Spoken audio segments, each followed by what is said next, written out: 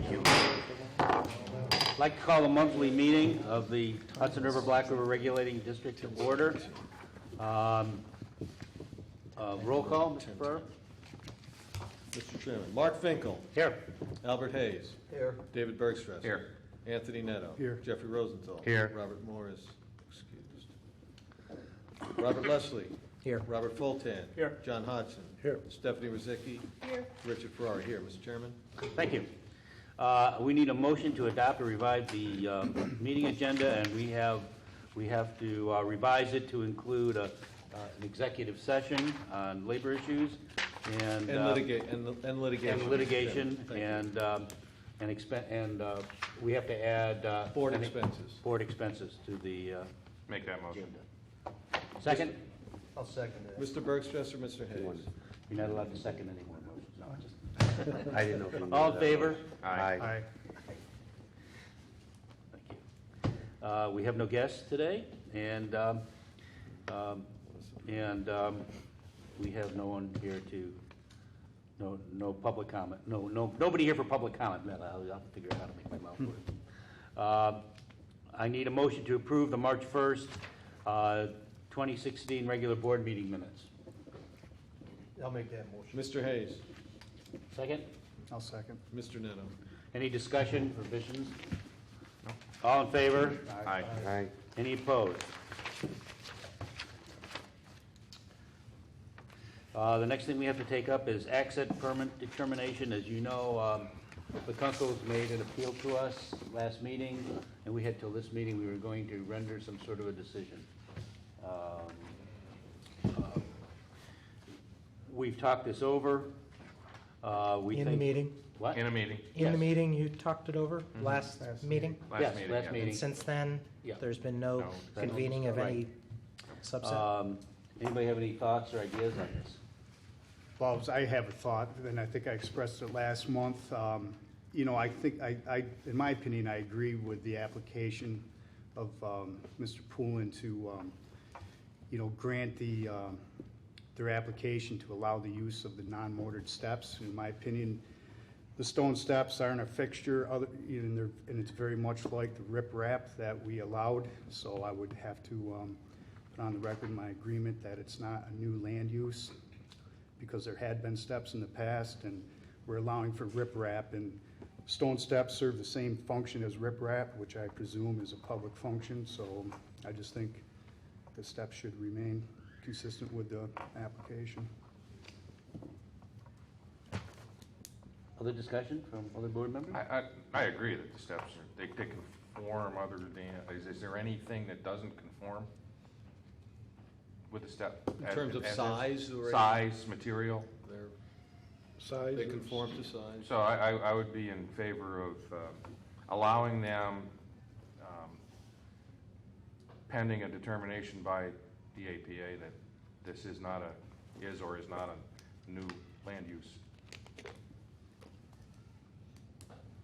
And let them determine. Is there any other discussion on this? I concur.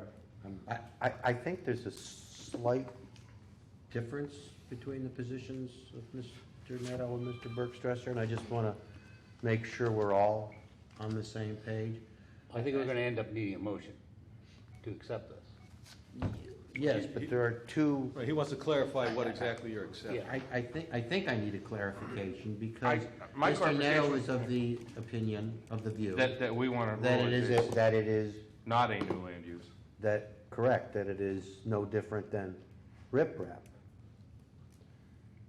And then I believe Mr. Bergstrasser is of the view that We should let the APA. it may be, determine it's subject to a determination whether it's a new land use.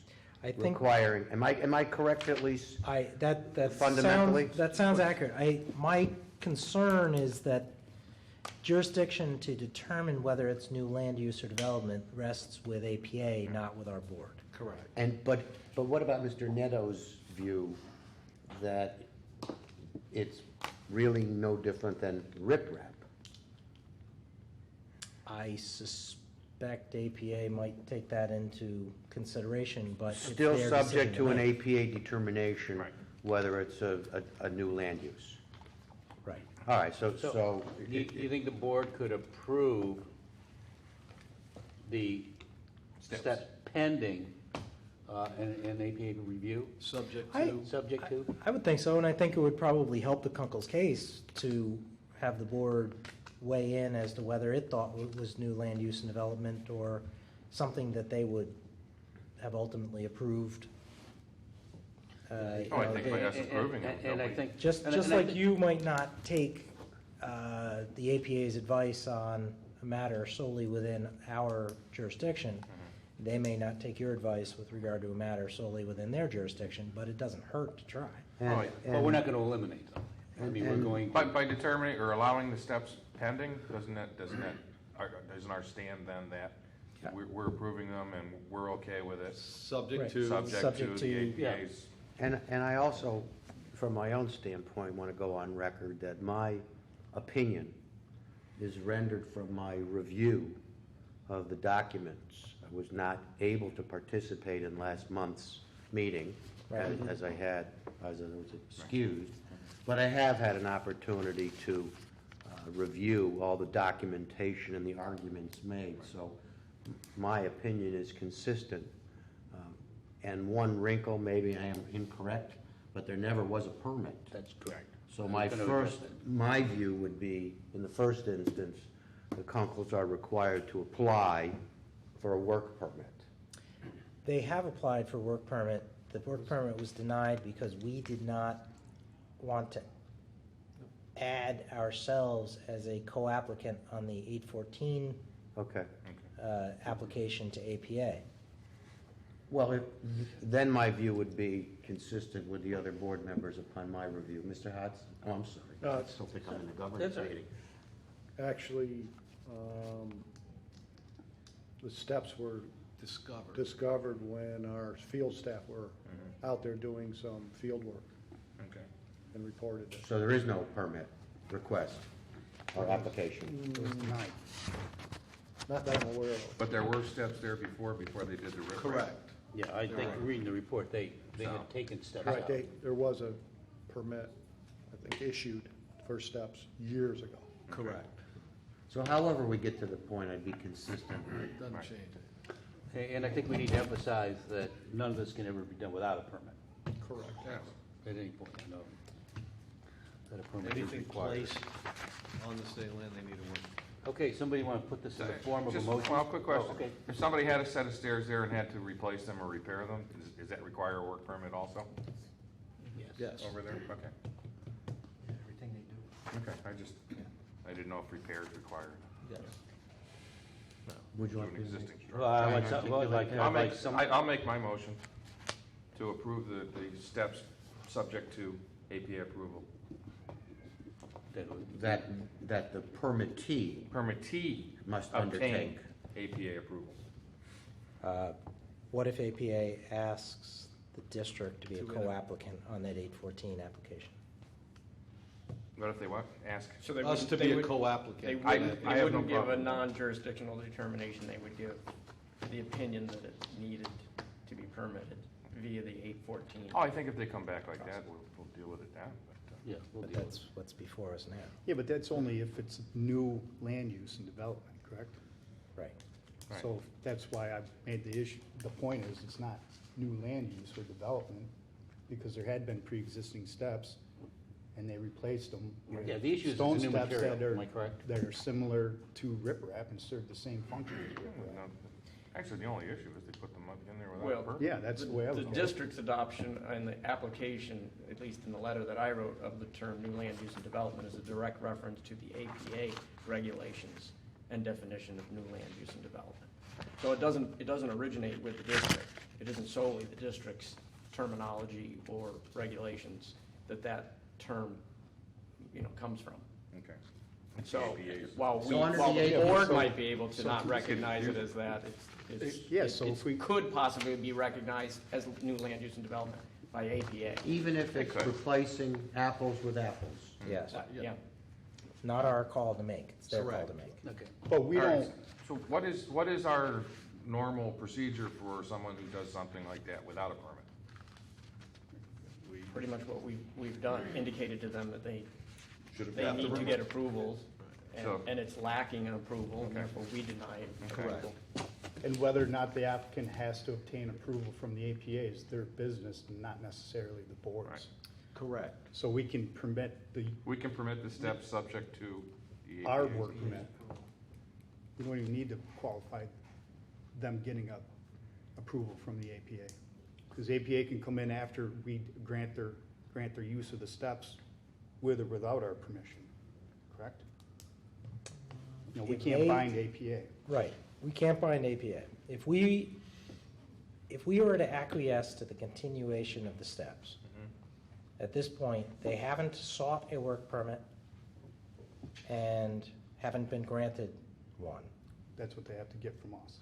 Correct. That's what they're looking for from us. Once we identified, we basically told them that they would need to apply to us, but that we were not going to be a co-applicant on their 814 permit. I'm confused. So now Yeah, we're, no, I am too. On this side, they're saying the application was presented and denied. No, no, not yet. Not true. It's no, not they been. That's the identified, process. our staff identified, Gotcha. The stone, right, they were The stone discovered steps. by staff. and then basically told them they need to remove them or get a work permit for them, but that if they were going to apply for a work permit, they would need to have us as a co-applicant on the 814 permit Why? application So do you need me to APA. Respectfully, why? Why is Mr. Neto's view inconsistent with our jurisdiction? If we just say, okay, we've looked at your request, your permit, call it what you want, your application, and what you've done is replacing what was there, and secondly, we look at as like kind as riprap, you're good to go. If they had, Well, if they had applied for a work permit normally and just theoretically, Would have been denied. would we have approved it and they would have put the steps in? No. And No, why our would it have been interpretation would have denied? been the same. And if I can answer Okay. Ms. Rosenthal's No, I question, at least understand. historically, the district for quite a while did kind of approach the situation the way No, I Jeffrey had detailed it, and that the district would issue, staff would issue permits for activities that really weren't able to receive authorization, wouldn't have received authorization from APA or sometimes even DEC, and the board or the district went ahead and authorized those anyways, contrary to some of the regulations that existed. So by about 2000, 2001, we kind of steered clear of that somewhat subjective and contrary approach, at least considering the APA and DEC's regulation, and said we recognize their jurisdiction with regard to Then what environment and land use, and in recognizing those, we would not issue our permit until we made sure that everyone else's permit was in order. Typically, I think, maybe not typically, maybe exclusively, that is the way we approached it now since 2001, 2002, recognizing those other agencies' jurisdiction, like new land use, new land use and development, rather than independently determining, without regard to APA's definition or involvement in determining whether it was new land use and development. So what's wrong with the motion that was made to at least saying that we're in favor of issuing that pending the APA review? Or at a I minimum, think at a that's minimum, consistent approving with the way it we. subject to, Subject to APA. subject to right. APA's That addresses, I determination. think, your issue, right? Right. Yeah. Yep. And it allows us to And if take. they don't pursue it, and APA doesn't pursue it, we've done, No harm, no foul. Right. Right. So is that the motion? Our, wait, Subject to. so our motion is to acquiesce to the continuation of the steps. Yeah. Steps can stay, Steps can stay. conditioned upon a work permit application, with a recognition that other agencies district have work permit. jurisdiction. okay. And my question was, assuming that is the case, assuming that's where we go, and APA basically says they're not going to consider Kunkel's application for a permit from APA Unless we join. unless we join, because we have jurisdiction over the lands upon which that stone steps are constructed. APA is going to deny if we don't join that application. I assume when we get the request, we can deal with it then? But Is that, the am I correct? question is, that's the whole thing. That's the whole right? thing. That's- If we don't, That's then why we I might as made well the just point deny it now. that the Right. unmortared Well, no, we steps don't are know- the we same don't as know whether riprap, APA is which going to- provides We you don't know Yeah, that they may either, not so. deny it, they may not ask for that, I think we can Right. do. Well, I mean, I would have no Riprap, problem public signing it. purpose. No, I have no problem. I don't have a I have problem. no problem with the steps. It is, No but, problem with the steps. but whether we consider it new land use and development or not That's not our determination. is Right. irrelevant to APA's determination as to whether it's new correct. land use and development. So even if we assume for the sake of argument that it's not new land use and it serves a public function and we are co-applicants and the APA denies the application at that point, We've Well, done that's, that. that's the Well, it's the question. Kunkel's, it's the Kunkel's problem. That's the question. We traditionally have not become co-applicants. And maybe this is a way to address your specific issue. We have not become co-applicants on projects unless there was a public purpose associated with those projects. Stone steps or anything that is reduced to an impact on a particular permit area was never considered to be of greater public use. Going to APA as a co-applicant with a town to create a town beach was different than going to APA to get approval to build a deck on state lands. However, Different than going to get APA approval to create a set of stairs or a boathouse or any other myriad of things that you could build that is specific to your use as opposed to a greater public benefit. okay. And that's the distinction that was made in order to address what Rob was talking about a couple minutes ago, the board taking actions that were clearly beyond the activities or actions that other agencies like APA or DEC would approve. We just But said, Mr. Netto's view, I think, answers or resolves all the nettlesome issues that could arise, and let me articulate this. If there is an applicant who simply prefers, let me step back. If an applicant requests a work permit to install a wooden set of stairs, that's fairly routine to the extent that it meets our requirements, correct? Correct. And let us add an element that when that request is made, it's in an area of the lake, there is no riprap. And therefore, clearly, the benefit is personal to put those steps, that staircase in. And if in that situation, at least as we stand now, the request was made to put a stone set of staircases in, our position would be denied. Am I correct so far? No riprap is involved. The applicant just wants to put stone steps in because he likes stones instead of wood, right? And we would ordinarily, in those circumstances, deny. Okay. If an applicant requests, and it's appropriate, to apply riprap without a consideration of stairs or steps, wouldn't we ordinarily approve that That is permit? approved. Okay. Yeah. So now we have a situation that has blended the elements. We have a set of stairs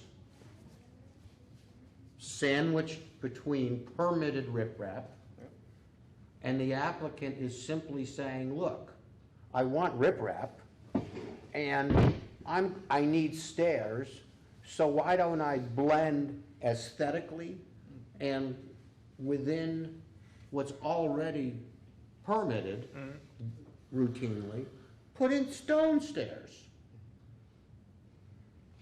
I think the argument could be made because we can legitimately rely on our approach to riprap to say the stairs are consistent with the riprap. Moreover, I would add, if the permittee just applies and puts in wood stairs in the absence of the riprap under those stairs, so now you have riprap, blank, and riprap, and puts the stairs down, we've now defeated our goal of having riprap across that span. Look, I know it's a question of semantics and law, but we have a situation, I think, if I read the board, we don't, putting all the legalities and the procedures aside, it seems like in this particular instance, the stairs are fine. The stone stairs are not cemented down. They're aesthetically pleasing. They serve a purpose as riprap. That's consistent with our approach in every other kind of permit request. And if it comes to a permit, an 814 permit, we would be consistent by joining in that application limited to the facts that exist in this situation. If an 814 issue arises in a situation where I've articulated where there's no riprap and a guy just wants to put in stairs, that's not a public benefit. If it's a riprap, which is a public benefit because it protects the shoreline, and in those fact situations, as I also understand and observe, just to embellish, and I don't mean to blather on about this, but there are situations where riprap has gone in and people have adjusted the riprap to create, step on this rock and that rock and that rock and get down to the lake and get back. How is that different? How is that different? Doesn't sound it. It's not. Let me just ask, if I can, that was well said. Real quick. Blathered on, but well said. Forget, Thank you. he said something in the beginning that made me ask a question in my brain. Like, if a set of wooden steps went in, under a permit application, the board would allow it, or staff would allow it. But then Mr. Rosenthal also asked a question, if an applicant, a work permit applicant wanted to put in a set of stone steps, we would deny it. Why is that? What's the matter? Because we consider that new land use and development No, I'm based just- on our interpretation of, Even if there were. No, I'm a saying set of there's wood no steps in this hypothetical. Some Yep, some brand applicant new says, I steps. want to put in some steps, yeah, and I want to put in stone steps. yes. You New can land allow use that, and right? development. No, Yeah. under our Okay, interpretation. well, why is a set of new wooden steps not new land use and development? Based on our interpretation of APA regulations and deferring to APA, couldn't, other than that. I good think follow answer. my question? It- Yeah, I do. I mean, a lot of, From I think, and a lot of APAs, right? long steel ago, steps. we, at the board, prepared a resolution which identified those activities which would not have a significant impact on the environment. And among those things that they determined would not have a significant impact were wooden steps. Is that our interpretation of APA's regulations? I think or that's- Well, I think all us along working it is. Yeah, but that's a different issue. consultation with APA? Impact on the environment Little and both. new land use and development are two, in my opinion, different. It is, but, I mean, basically, what we're talking about is the board long ago made a seeker determination that certain items would be type 2, not require an extensive environmental review, and the APA has acquiesced to that, considering that the board had done an environmental review, identified activities which should not require further review, and what we're doing here, it sounds, I mean, from my perspective, is adding another item to that type 2 list. which is fine. I think we can do that. Whether we do that by resolution, whether we do that by acquiescence, or whether we need to adopt a regulation which identifies our new type 2 list. We're deviating from what we have, the bright line that we set in the past.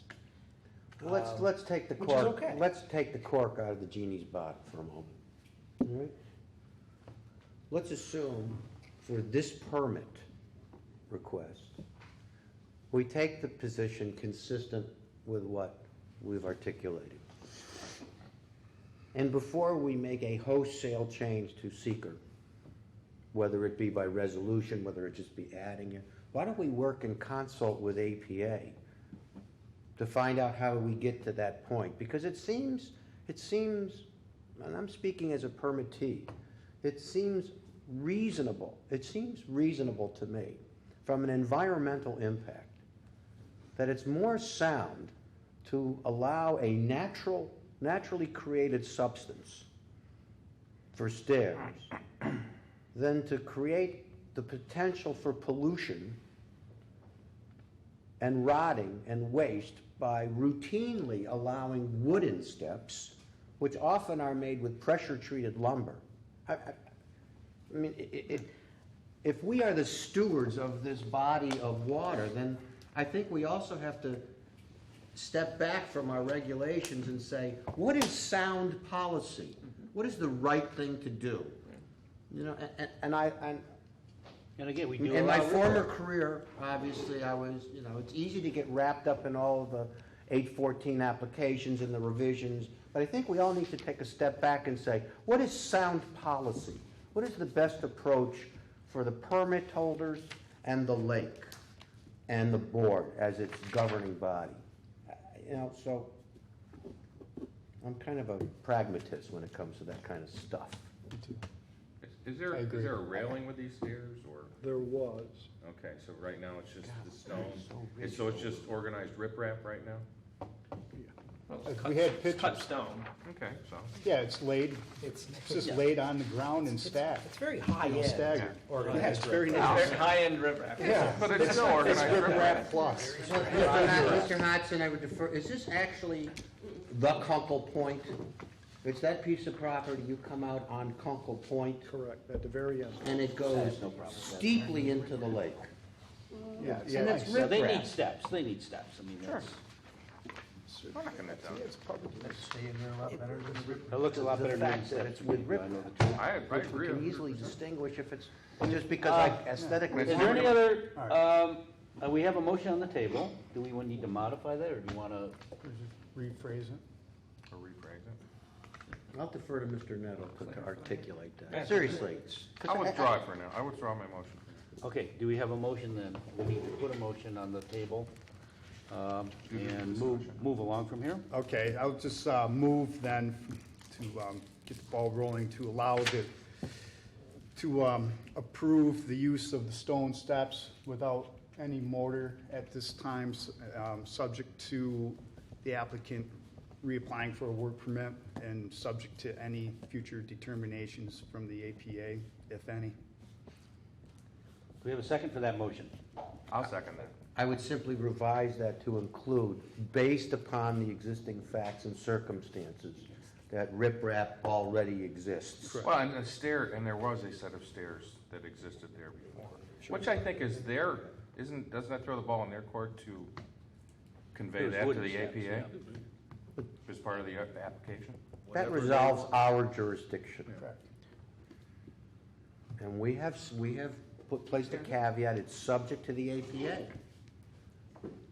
And we become a co-applicant Yes, in their. I have no problem. We don't know that. If they request it. But if they request it. Then we with the- would, under these facts and well, circumstances, because it's a public I will, benefit. I would go that far. I would have no problem in that case, I would have to no be honest problem. with you. Okay, we have a second, we did have a second, correct? I'll Who's this? second. I'm sorry, the second is Mr. Bergstresser, correct? It's Neto Bergstresser. Any further discussion? No. That being the case, all in favor? Aye. Any opposed? Thank you, that was a I wish them all the good best. discussion. Neto, It was Neto Bergstresser. Neto Burke? Correct. Okay. That was fun. Report of the acting executive director. That I still am. Very For the record. Right around the corner. I'm just looking for my report here as I go. 48. Thank you, I knew I was close. On 48, thank you.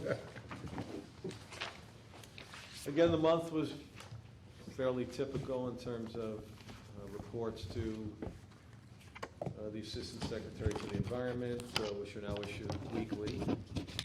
There's a little caveat to that, that if there are no changes to said report, you can actually say that now, Really?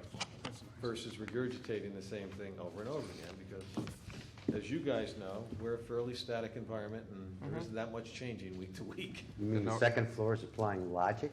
Yes, they are. You're allowed- Well, Earth shaking. the logic would have really applied if it would have stayed with a bi-weekly report, which said report would have actually had some. You're allowed to issue a no report report. Thank you. Why does that sound to me? That's what I used to issue when I was fire chief. Also met with John regarding, we basically informally get together weekly and discuss matters at generally the field office, and trying to get back on schedule to go out on my quarterly oversight reviews, specifically here in Watertown. So I'll make a pledge to try to continue to do that. Flag report attendance, senior staff. And then monthly, we continue to attend, or I continue to attend the monthly energy and environmental portfolio call, which again, generally delves into issues that are generally not our issues, but nature of the beast. My report. Do we need a motion to accept your report? No. You do not. I'll make a Well, actually- motion to not make a motion to accept the report. Now you can vote on it. The board could have. Subject to what? Subject to what? You can leave the room now. Contracts? Mr. Fulton. Thank you.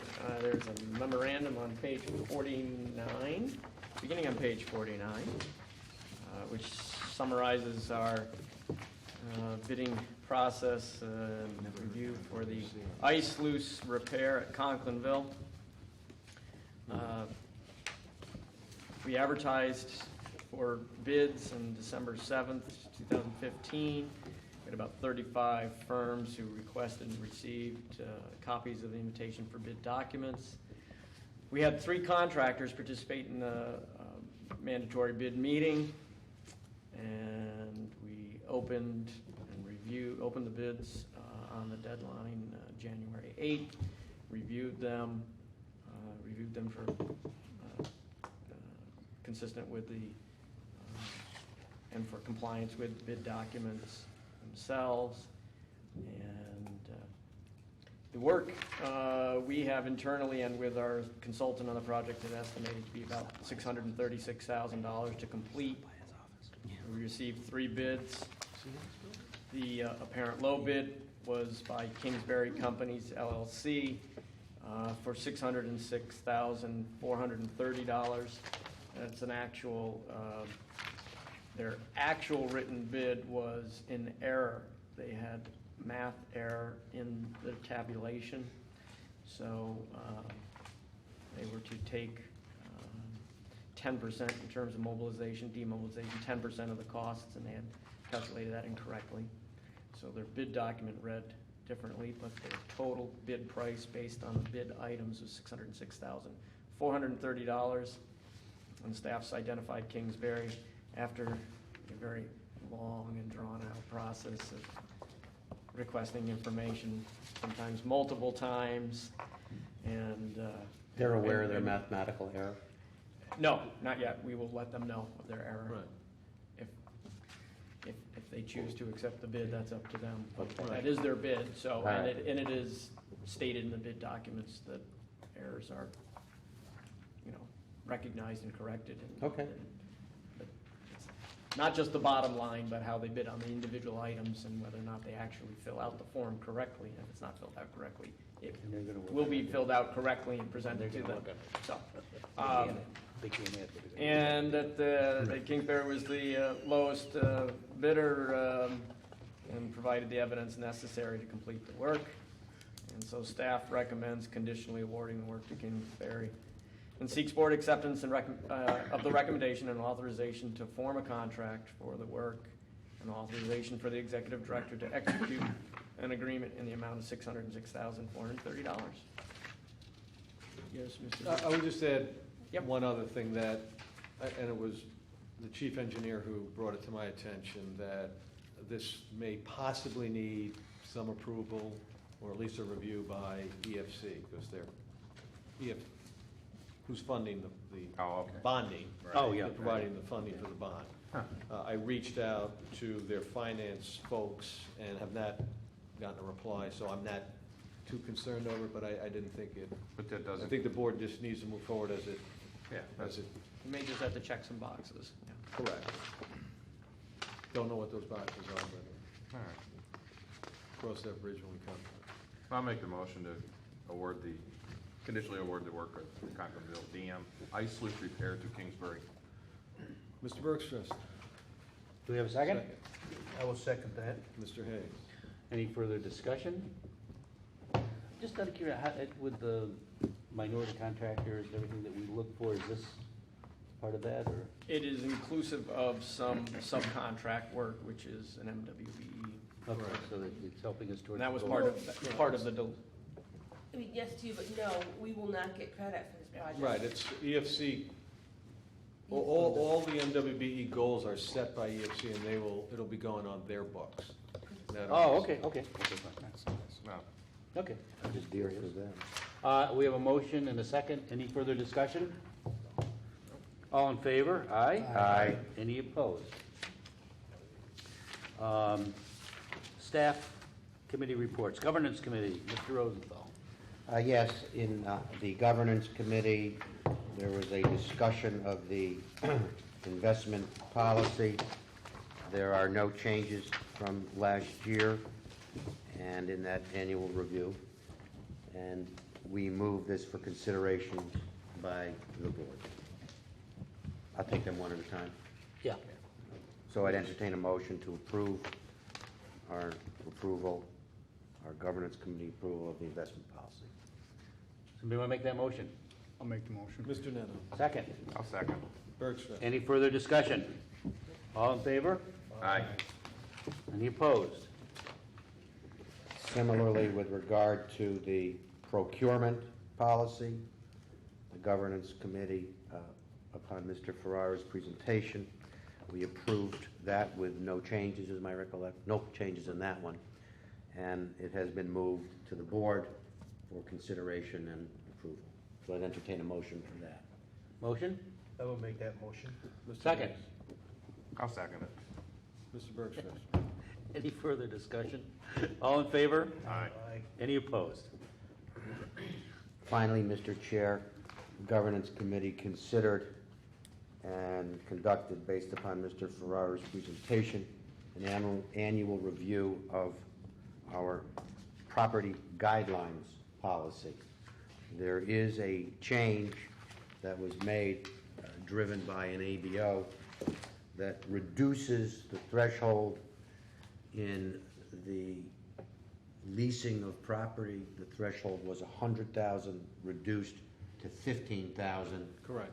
And we amended the property guidelines in accordance with that and moved for the board's full consideration that those property guidelines policy, and I would entertain a motion in that regard now.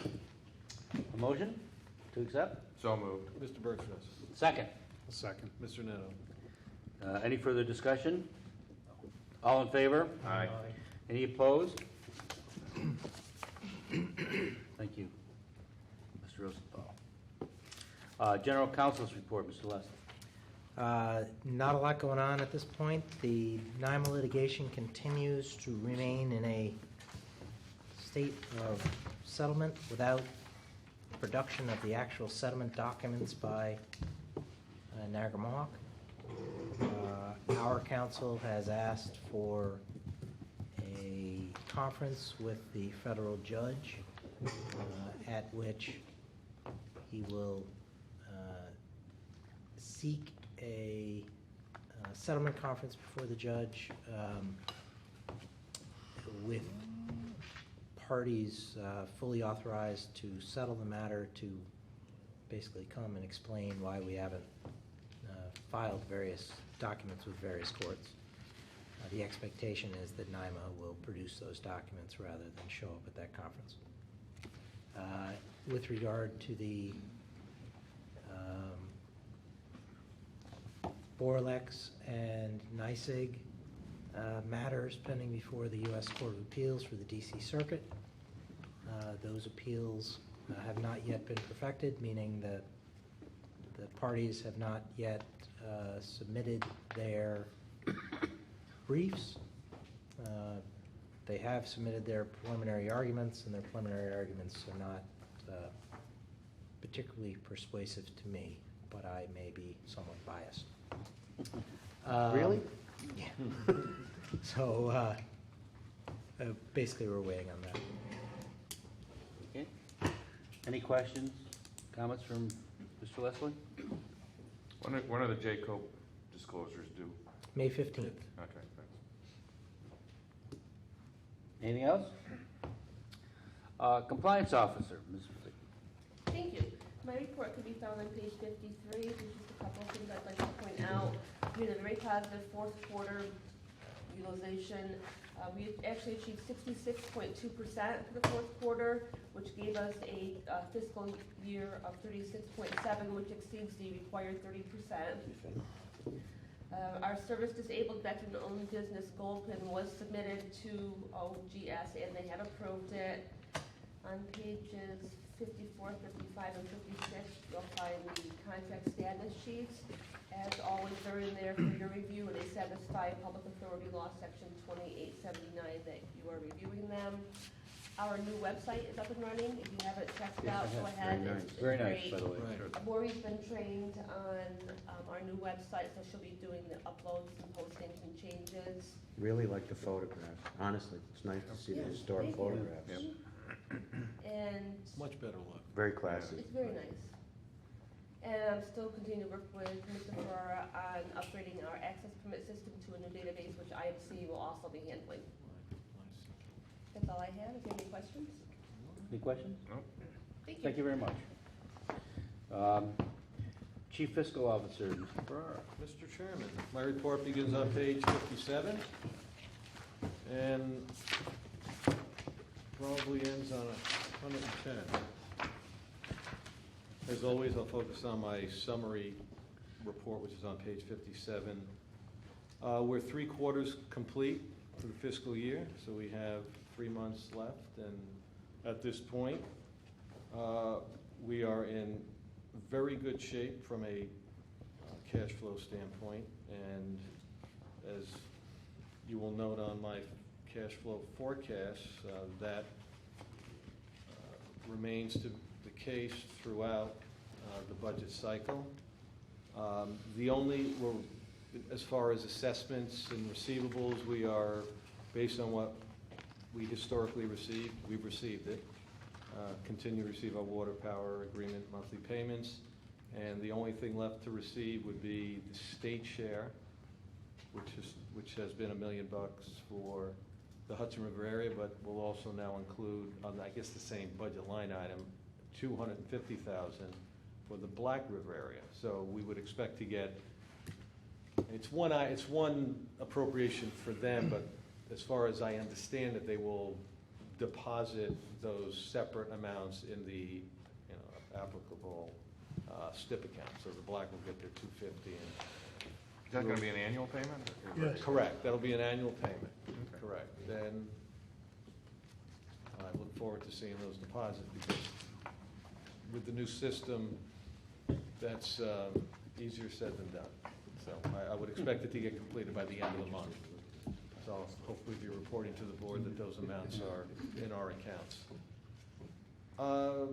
Stephanie had mentioned the permit system database. We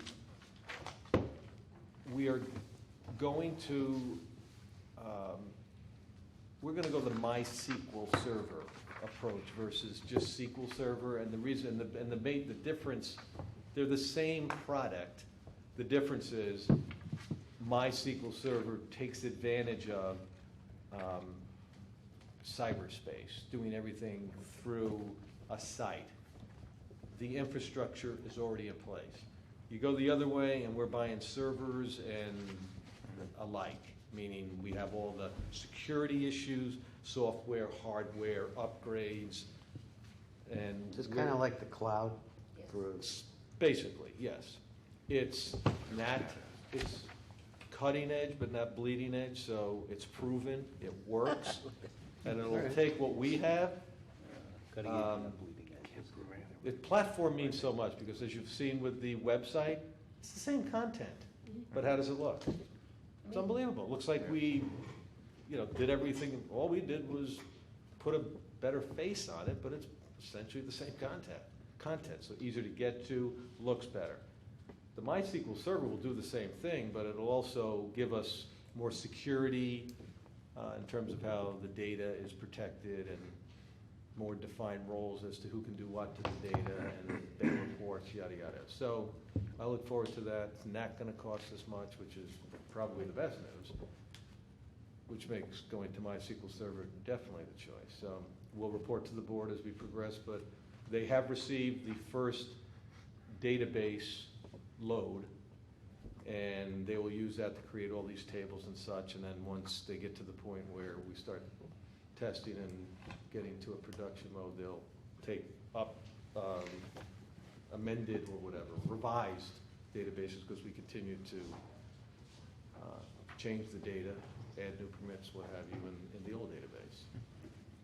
So I look forward to that, and board has any other questions, that's my report. Do you have some expenses you want to? Oh, I'm sorry, and there are expenses for Mr. Netto, I believe. Or no, Ms. Rosenthal. Ms. Rosenthal. 60, you have it in front of you. It's 6325. 6325. Thank you, Mr. Chairman. I'll make the motion. Second? Yeah, second that. All in favor? Aye. I'll abstain. Mr. Bergstrasser, Mr. Hayes, and that was for board expenses. Thank Okay, you. any other questions, comments? Excuse me. Chief Engineer, Mr. Poltan. Thank you, Mr. Chairman. The report begins on page 132. March in the Hudson area, we saw just below about 3/4 of historic average pre-SIP, and in the Black River area, it was at or above at our primary measuring points. As is usually the case this time of the year, although I provided you the graphs, that they're already somewhat, if not obviously dated because of the rate at which we refill this time of year. So while you can reference those graphs to show how the reservoirs are refilling, I'm going to just quickly go through the various reservoirs, let you know where we are. Sacandaga, we're at around 763.7 and still refilling at the rate that we have historically refilled, being about 4.5 feet away or so from the quote-unquote target fill or target elevation. Indian Lake, again, as usually the case with Indian Lake, his watershed is very productive, even without snow and just the rain, although it tends to be snow that we never see and know of that's high in some of those mountains surrounding the small watershed. But for all intents and purposes, we're refilled at Indian Lake. I'm actually releasing enough water to bring the reservoir back down a half foot or so, and proportioning that release with what I expect in terms of precip for the next month or so, until about the June 1st date when we really begin our drawdown in earnest. And And of course, that refilling at Indian Lake is pretty consistent with, and of course, the rate at which all the reservoirs are filling is pretty consistent with the approximately 1 month earlier start of our freshet across the Adirondacks. Stillwater Reservoir, we are at an elevation about 1676 and a half, and again, making fairly sizable releases there, about 400 CFS, and we'll make releases based on what I see, what we expect to see as far as average precip, such that we'll fill out at least at the 77.3, and then have a little bit of room and to absorb any heavy rainfall if we get any at the end of May. Six Lake and Old Forge, they're refilling quite nicely, actually. Again, consistent with the rate that we normally refill. Six Lake, we have about another 1.5 feet to go, and at Old Forge, we have about the same, about a foot to 1.5 feet to go for refilling. And I don't suspect for the months of May and all, more than half of April that we'll have a problem at either of those facilities. Again, a couple 2-inch rainstorms, which will likely occur between now and the end of May. If I can stop telling people to put their garden hoses out there. They don't have to add any more water, right? And, hopefully, again, as I mentioned before, the transition from the El Nino to La Nina, which is occurring, hopefully that does not wallop us with an awful lot of rain, which is typically the case when it transitions in the Northeast. 4 or 5 years ago, we had the same exact winter conditions with El Nino and had back-to-back months of 10 or 11 inches of rain. Yeah. I remember So that's I remember that. quite possibly the course that we, the experience moving forward, but hopefully it won't be quite that bad. But we got that in the back of our minds. So I also included, and I'll take any questions if there are any on operation before I guess transition. I also included a further summary on the Indian Lakes first engineering assessment, which was submitted in January to the DEC for the review and acceptance. We haven't heard anything back yet from DEC.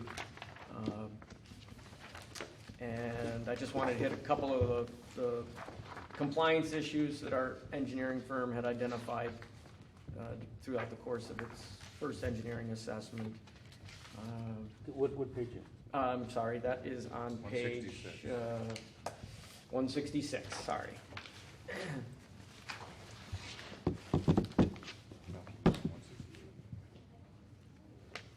168? And Well, is it it's 160? the way I mine's narrative. thought it was 166. 166. It is 166, yes.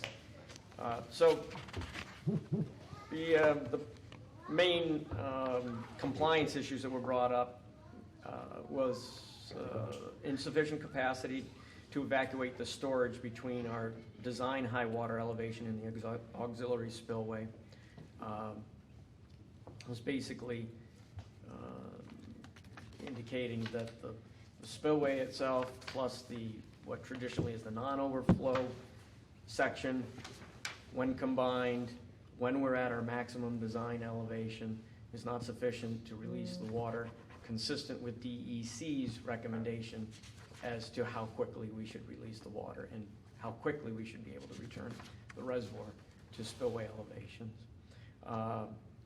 We also, again, with regard to DEC's requirements in terms of drawing down the whole reservoir in the need for response to an emergency of some type, whether it be structural or operational, but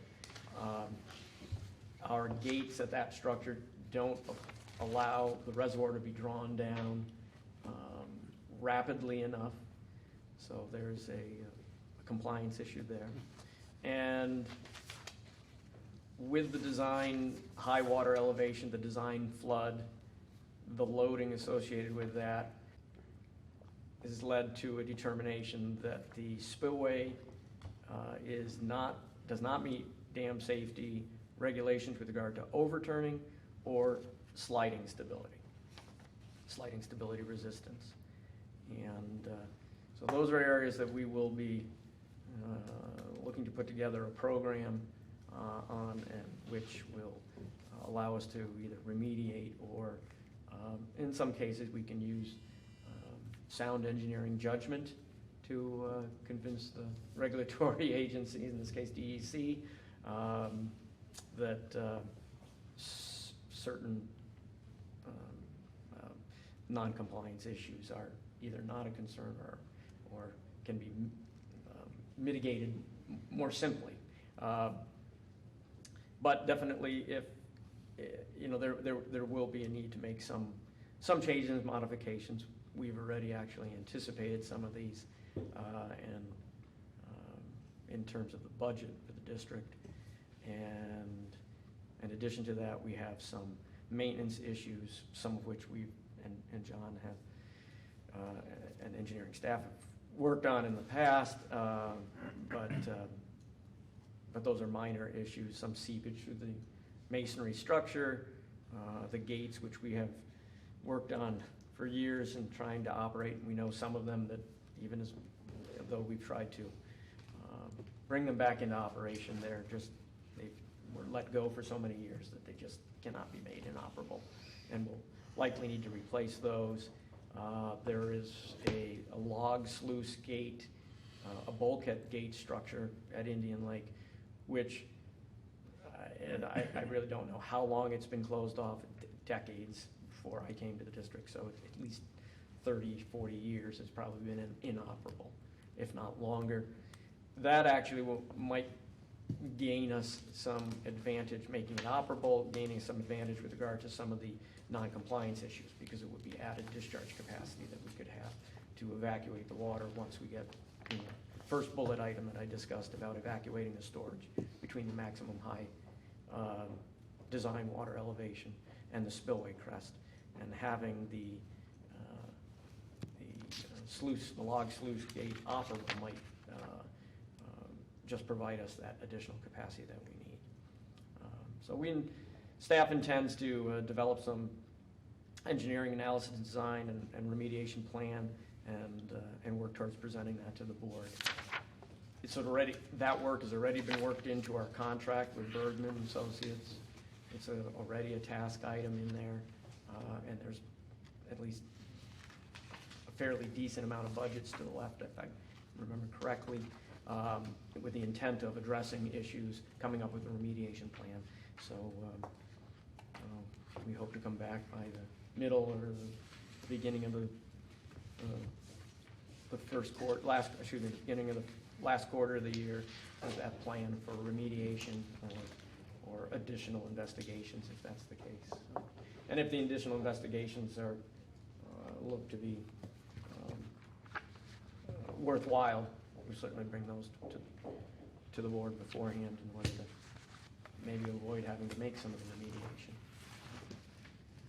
I'll take any questions if there are any. I have a statement and then a couple questions. First on, thank you for the explanation, because when I first read this, my first thought was I wouldn't want to live downstream from the dam, because it was the way it was worded. But just a couple things for my own. What's spillway overturning and sliding stability resistance? Yeah, the overturning is, there are load case scenarios that are examined, high water elevation and seismic, and loading with ice, so a full pond with ice loading. Each of those, there are forces applied to the structure. In the case of the maximum design high water, that's the highest water elevation that we expect that structure to be able to safely withstand, and under those loading conditions, based on the engineering analysis process and the criteria established by DEC in terms of the factors of safety, the structure does not have enough weight, right? Strength or weight to resist those. Okay. And in the case of the sliding, it's the same thing. It just doesn't have enough friction with its weight to withstand the horizontal forces. And All right. so that can be, we can attack that in a couple of different ways. One is to look at possibly identifying a lower elevation based on a more detailed hydraulic study, similar to what we did with Hawkinsville, where we examined the flow. We determined that the prescriptive flow rate that DEC establishes wasn't appropriate based on an actual hydraulic model that showed there would be no impact at that elevation, and that we could bring it down to where that transition occurs, where from some impact to no impact. And then the same case can be made with Indian Lake. We think that if we look at a site-specific estimate of inflow to the reservoir, instead of taking the more broad approach, which is generally taken or specifically taken at first analysis, you can refine that, and in some cases you can come away with a lower inflow, which produces a lower elevation, which results in lower loading, and there's a possibility that would bring the structure back into compliance with that lower elevation. So we have an option there of pursuing that, rather than just going into a remediation based on the current load, which would be a strengthening of the structure, anchors, drilling through the structure, and grouting rebar into the rock below and locking the structure into place. That would be typically the remediation that would be necessary to bring it into compliance with DEC regulations with regard to overturning and stability, just as an example. So, Okay. Thanks. yeah. That's it, simple. Anything else? I have, just, if there's nothing else on that, there's one night, we handed out a memo, we Yes. sent a memo on the Black River area apportionment. And some of the work that's been done thus far. Obviously, the board had directed staff to initiate an effort on an apportionment in the Black River area, particularly for the Black Moose and the Beaver River, for operations of Stillwater, Six Lake Old Forge, and the Hawkinsville Dam. And I've outlined just 4 primary areas of effort: the identification of the benefit derived, identification of beneficiaries themselves, apportionment methodology development, and calculation of the actual apportionment. The memo included also some drawings, key maps actually, from Ryan Biggs, Clark Davis, and those are of the rivers mentioned, from our structures downstream to the outlet of the Black River at Lake Ontario. The district staffs concluded that for the purpose of the Black River apportionment, that the most directly and clearly defined benefit derived from the operation of the dams and reservoirs is river regulation, being broadly defined to include flood protection and augmentation, both a product of our daily dam and reservoir operation, through the release of water and the storage of water at the district facilities. And identification of beneficiaries based on recognition that river regulation is a benefit received directly and indirectly by real property along the rivers and by the greater community surrounding the rivers, which avoids loss of public infrastructure and or utilize the flow of released water to facilitate and maintain public health and welfare, recreation, and commerce, staff has focused attention on development of apportionment among the hydropower developments and the counties that receive river regulation benefit. And we've identified, and there's a table attached, the 29 hydropower facilities that are developed and operating on those 3 rivers, and the 5 counties that through which the Black, Moose, and the river flow downstream of our facilities. And those counties being Hamilton, Herkimer, Jefferson, Lewis, and Oneida. And there, as I said, the key maps for the properties or the rivers themselves through those counties is shown in Appendix B.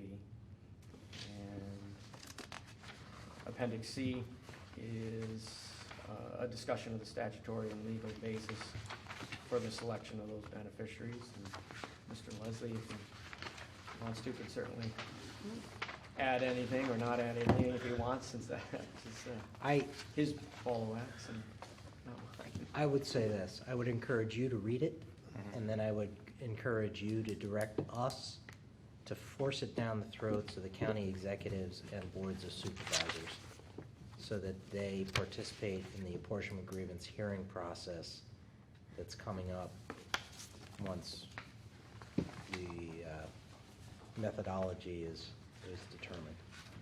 Right, and that's where we are right now. The second 2 bullet items is coming up with an actual apportionment methodology, how to combine those, or come up with a system to apportion the charge of operations to and among the beneficiaries identified.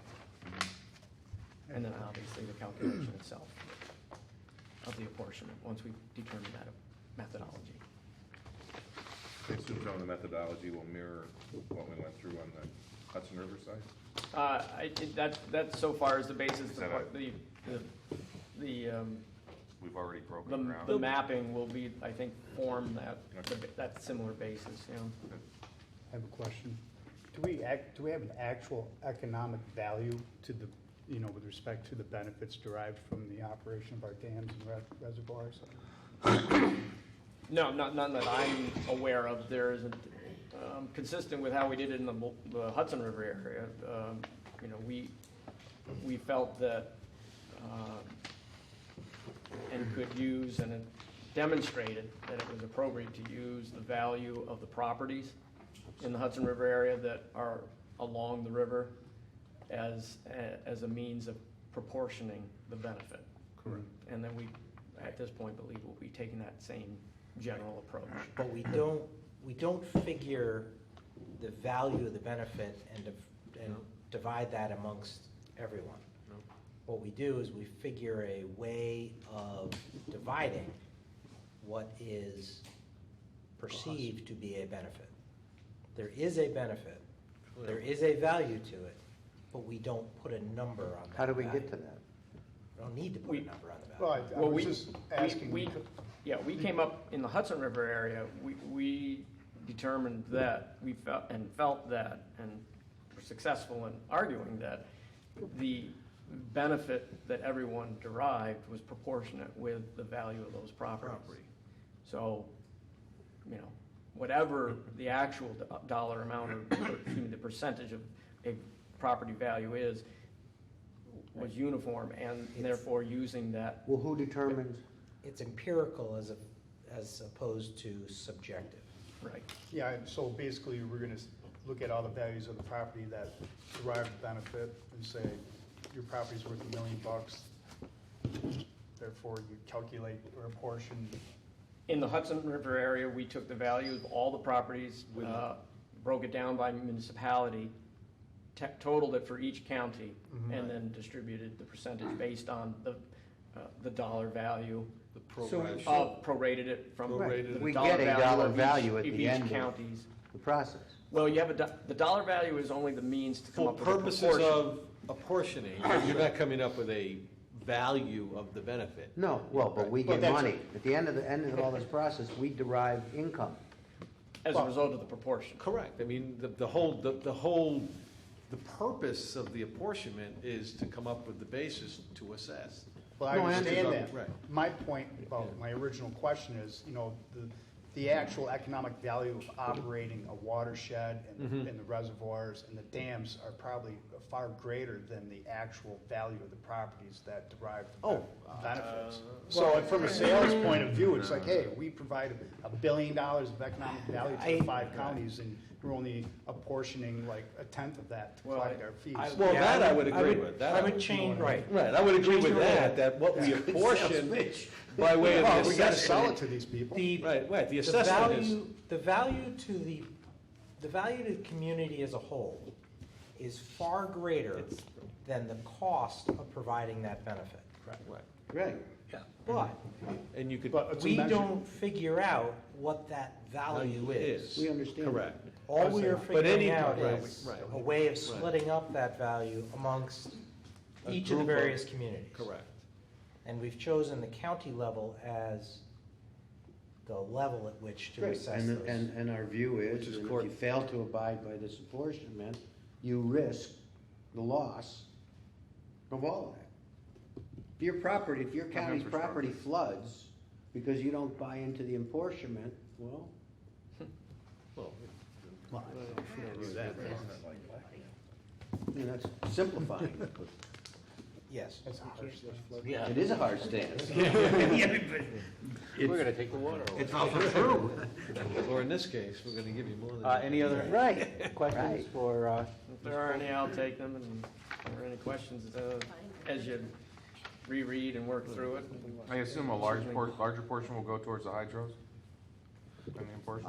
I would, Is there, On the, is there a ratio? I mean, here's the way to answer that at this point.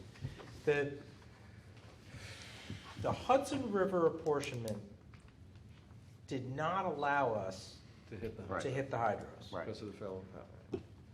Because we can continue to assess the hydros, Mhm. we believe that the hydros should share some of that cost. We Some believe. some percentage of the cost to operate the district should be paid by those hydros lying below our facilities on the Black River side. Who already Right, are because- paying, currently paying. What percentage of that cost those hydros will pay has yet to be determined. It will be obviously more than the Hudson, because the Mhm. Hudson, we couldn't charge them anything. But we still have to figure out what percentage they should be charged versus the other two elements, Right. being the municipalities, the counties, and the state. Right. I assume the hydros And still the- benefit from our, The state share Right, is right. greater, the money available to defray the state share Mhm. is greater than the loss of non-hydroelectric generating facilities from the transition from the one apportionment to the other. okay.